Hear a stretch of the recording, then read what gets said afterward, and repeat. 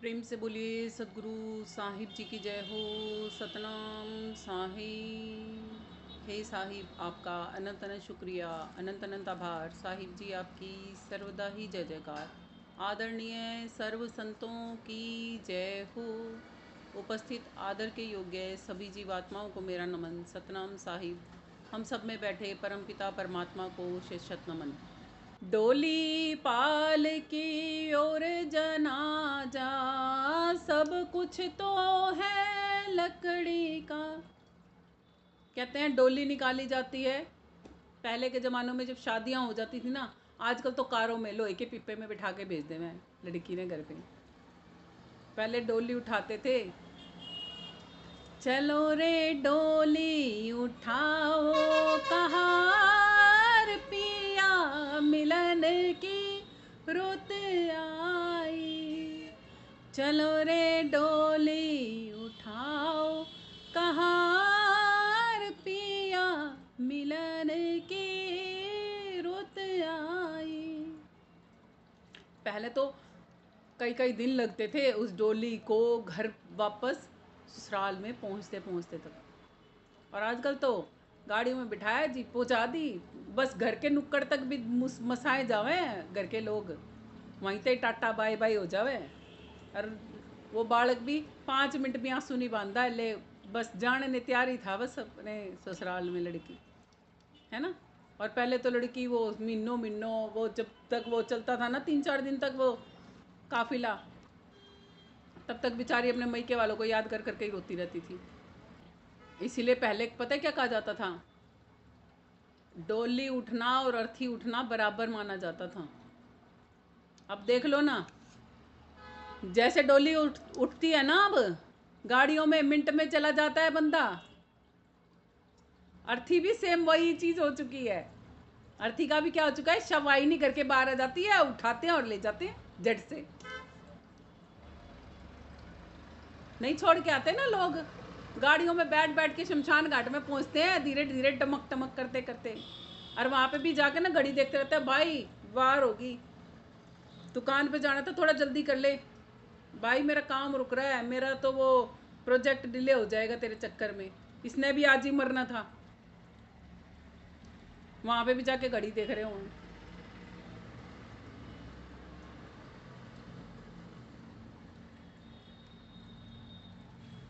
और कबीर साहिब जी कहते हैं, जलती चिता देख कर मैं उदास हो जाता हूँ, ये एक और आत्मा गई काल के मुख में, बचना था इसे मगर ले गया काल खींच के।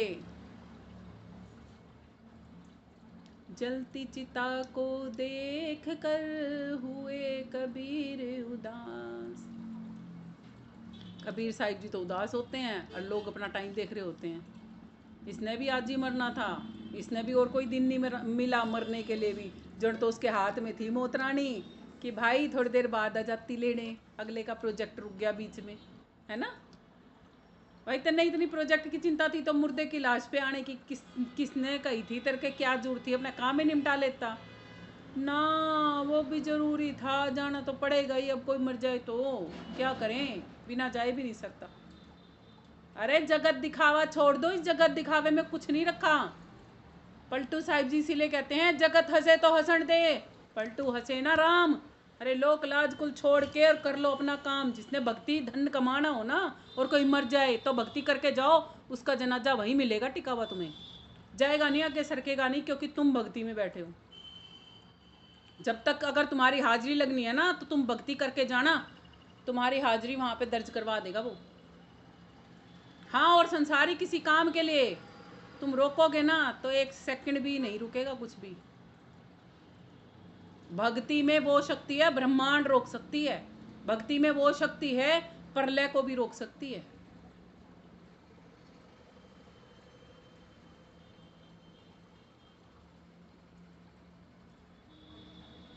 मगर जब भक्ति का असर पता होगा तब होगा ये, वरना नहीं होगा।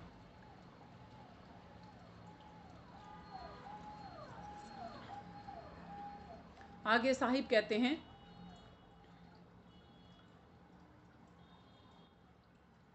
जन्म मरण के मेले में है एक सहारा लकड़ी का। क्या है जन्म मरण का मेला? कैसे सहारा है एक लकड़ी का? देखो, जब तक जियोगे, जब तक जीवन चल रहा है, तब तक तो लकड़ी का सहारा है ही। मरने के उपरांत भी आपको बता दिया लकड़ी का सहारा कैसे। नाम रूपी नौका में बैठने के लिए भी वो लकड़ी ही चाहिए। सतनाम रूपी लकड़ी जब तक हाथ में नहीं आएगी ना, वो सुगंधित लकड़ी, तब तक गगन में झंडा नहीं फहरा सकते आप अपने सतनाम का। वहाँ पर भी लकड़ी ही चाहिए। कौन सी लकड़ी वहाँ जाती है उसका पता कर लो बस। संत जन खूब खोल खोल के समझाते हैं हमें, जन्म मरण से मुक्त कर दे वो लकड़ी आपके पास आज भी है, इस समय भी है। उसका सदुपयोग कर लो, अपने आप काम बन जाएगा। उदाहरण के तौर पे समझा देते हैं, जब मनुष्य को मरने के उपरांत लकड़ियों के बीच में रखा जाता है तो उसकी हड्डियों में फास्फोरस होता है। फास्फोरस एक ज्वलनशील पदार्थ है जो लकड़ियों की भांति ही लकड़ियों में जल जाता है। अब सोच लो, आपके पास कहाँ है लकड़ियाँ? कौन सी लकड़ियों का क्या करना है आपने कि आप सत्पुरुष से मिल सकते हो, आप परमात्मा से मिल सकते हो। लकड़ियाँ आपके पास भी हैं, अभी भी हैं, इस समय भी हैं। कौन सी है वो लकड़ी? ये हड्डी रूपी लकड़ी है हमारे पास,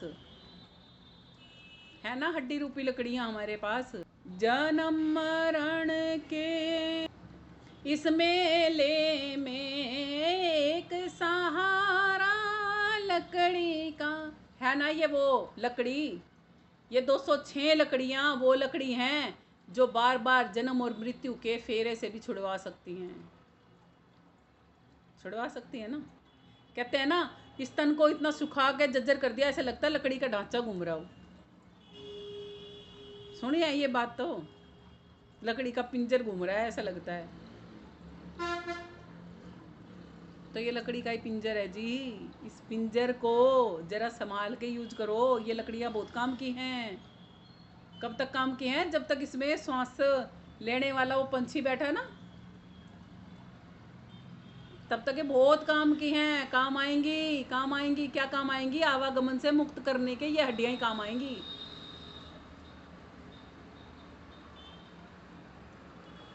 समझ में आ गई कहाँ है वो लकड़ियाँ? ये हड्डियां ही वो लकड़ियां हैं। आगे कहते हैं, उड़ गया पंछी रह गई काया, बिस्तर बिछाया लकड़ी का। कौन उड़ गया पंछी? उड़ गया पंछी बोलन हारा, उड़ गया पंछी देखन हारा, उड़ गया पंछी सुनने वाला, है ना? उड़ गया ना। हंसा निकल गया पिंजरे से, खाली पड़ी रही तस्वीर। तस्वीर क्या है? ये तन, ये काया पड़ी रहेगी। कहते हैं ये लकड़ियाँ यहीं पड़ी रह जाएंगी फिर, क्योंकि इन लकड़ियों को तो लकड़ियों में ही जाना है ना? इन लकड़ियों को तो लकड़ियों में ही चले जाना है। मगर इन लकड़ियों को लकड़ियों में मिलाने से पहले जीवित मरिए, भवजल तरिए, जीते जी ही अपने आप को फना करना सीख लो। इससे पहले कि ये तन रूपी लकड़ी शमशान रूपी लकड़ियों के साथ में जल के फना हो जाएं, उससे पहले इन लकड़ियों को फना करना सीख लो। इन लकड़ियों के पिंजरे में से बाहर निकलना सीख लो।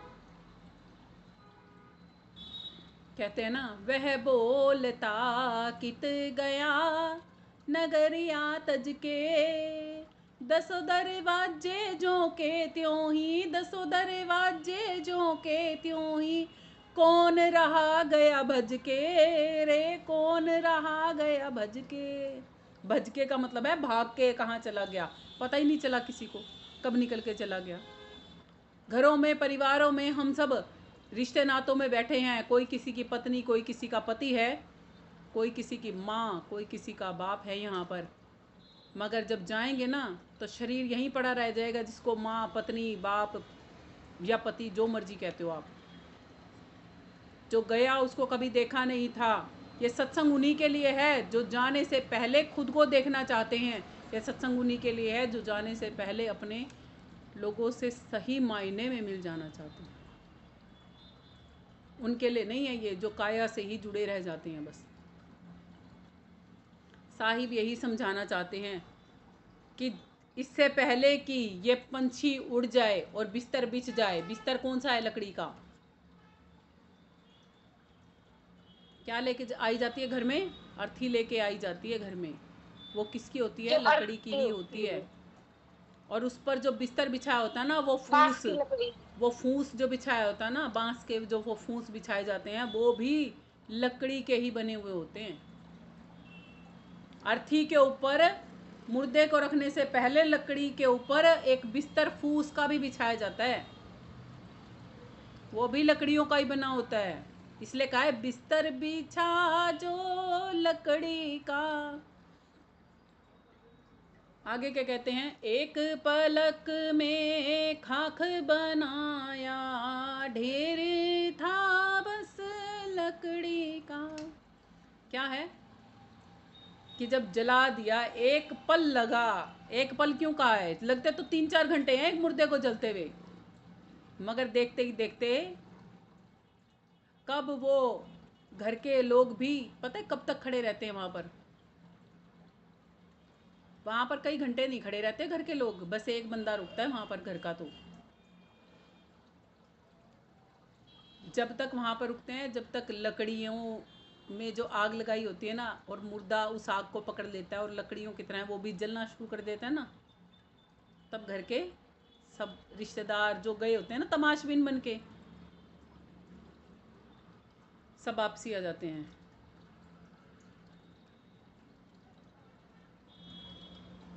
हार जले लकड़ी जले, जले जलावन हार, पोतु खारा भी जले, कासे कहूँ पुकार। साहिब कहते हैं हड्डियां भी जल जाती हैं। हाड़ जले, लकड़ी जले। हड्डियां कैसे जलती हैं? जैसे लकड़ियां जलती हैं।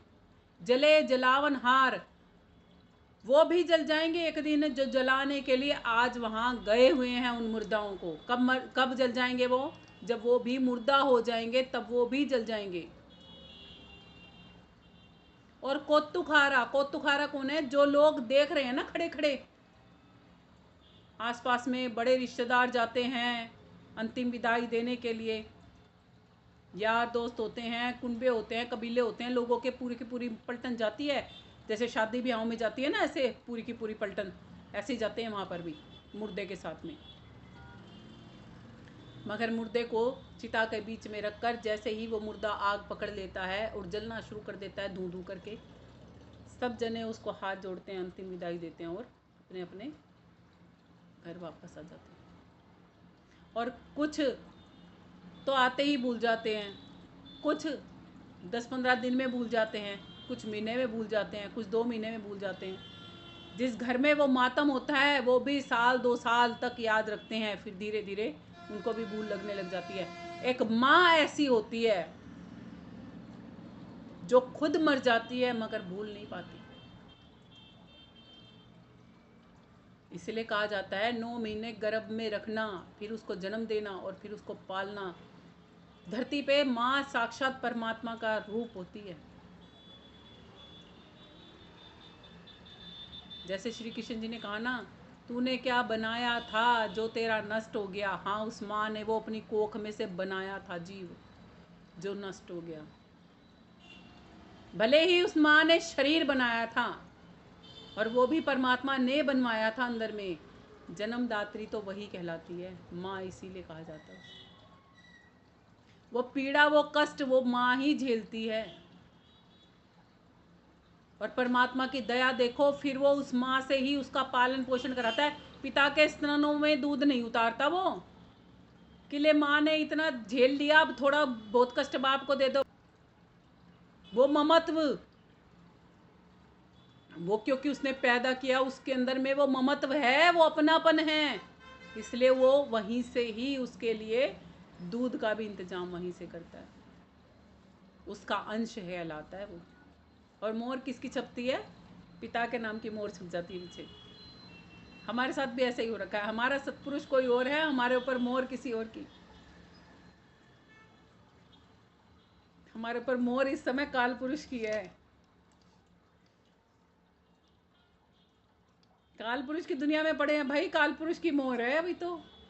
जब सत्पुरुष के पास वापस चले जाएंगे, जब सत्पुरुष की मोर होएगी। और अब आप घरों में आजमा के देख लेना, जितना आनंद आपको माँ की गोद में आता है ना, उतना आनंद बाप की गोद में नहीं मिलता होगा कभी भी। लेट के देख लेना, अपने आप ही पता लग जाएगा। ये नहीं है कि पिता प्यार नहीं करते, पिता भी प्यार बहुत करते हैं, स्नेह बहुत करते हैं, दुलार बहुत करते हैं, मेहनत बहुत करते हैं बच्चे की परवरिश पे। मगर माँ तो माँ ही होती है। कुछ वो कहते हैं ना, जैसे कुछ 1%, अगर पिता 99 है ना, तो माँ 100 है। कुछ 1% तो अंतर है, भले ही कोई माने या ना माने, 1% तो अंतर होता है उसकी ममता में, उसके ममत्व में, उसके दुलार में। तो आगे चलते हैं, आगे कहते हैं साहिब, मरते दम तक नहीं मिटा भैया, झगड़ा झगड़ी लकड़ी का। संसार में कितने झगड़े हैं? जर, जोरू और जमीन, बस। जर क्या है? जर किसको बोलते हैं? धन को। पैसा दीदी। ठीक है ना, जर बोलते हैं धन को, जोरू बोलते हैं घरवाली को, वो भी लकड़ी की है। देख लो, अभी तो पूरा बता दिया लकड़ी की है।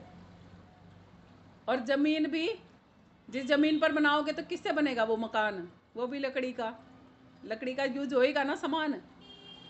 तो सारा सिस्टम कहते हैं झगड़ा झगड़ी ही लकड़ी का ही है ये। और अगर इसको मिटाना है तो क्या करना है? राम नाम की रटन लगे तो मिट जा झगड़ा लकड़ी का। कहते हैं सत्य नाम से प्रीत लगा ले, मिट जा आवन जान रे। सतनाम की ऐसी रटन है, मिटा दे सब तेरे काम रे। इस दुनिया के सारे काम मिटा सकता है सतनाम, वो राम का नाम, वो सच्चा नाम। राम का नाम सतनाम क्यों है? खुद से पूछ लो, जब किसी मुर्दे को उठाते हो तो क्या बोलते हो? राम का एक और नाम खुद ही बताते हो, राम का नाम सत्य है, राम का नाम सत्य है, राम नाम सत्य है, राम नाम सत्य है। और क्या कहते हैं आगे? सत्य बोलो गत्य है। अरे बोलोगे जब जब सत्य को जानते होगे। सत्य है, सत्य को जानता ही नहीं तो वो बोलेगा क्या? गूंगे को कहो बोल बोल बोल, गूंगा क्या बोलेगा?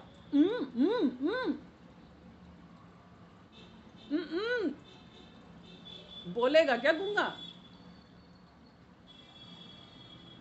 इसीलिए ऐसा ही कहा गया है कि सतनाम को जानकर बोल सकते हो, बिना जाने बोल ही नहीं सकते।